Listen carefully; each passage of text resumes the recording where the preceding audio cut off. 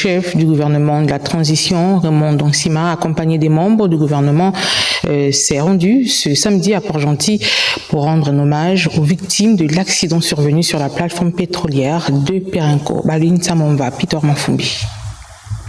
Suite à l'accident tragique survenu sur une plateforme offshore de Perenco Oil and Gas Gabon, faisant de nombreux disparus et blessés, le président de la transition, Brice Clotaire Oligui Nguema, a dépêché ce samedi à Port-Gentil le premier ministre de la transition, Raymond Dongsima. Le gouvernement se mobilise pour venir voir ce qui s'est passé.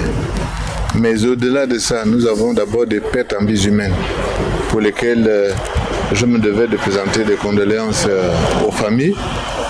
Et ensuite, il fallait également réconforter les rescapés parce qu'ils ont subi un énorme traumatisme. Et donc, il fallait leur parler pour leur témoigner à la fois la solidarité et la compassion pour tout le pays, pas seulement le gouvernement, puisque quand on voit les réactions un peu partout, on voit bien que tout le monde se sent concerné par ce qui est arrivé.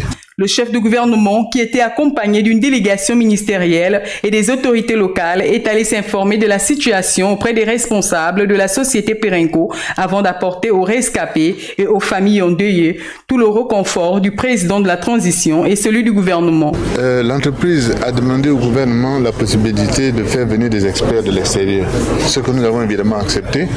Les experts vont arriver lundi.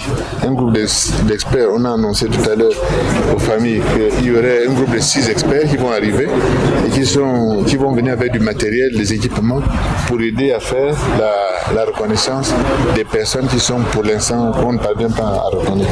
Survenu dans l'après-midi du 20 mars dernier, l'incendie sur la plateforme offshore de Perenco a fait, selon le communiqué de cette entreprise pétrolière, 5 morts, 1 blessé et 1 disparu. L'arrivée de ce jour d'une délégation ministérielle conduite par le chef de gouvernement dans la capitale marigovéenne traduit non seulement le soutien des plus hautes autorités du pays aux familles concernées, mais surtout une volonté de faire la lumière sur ce drame.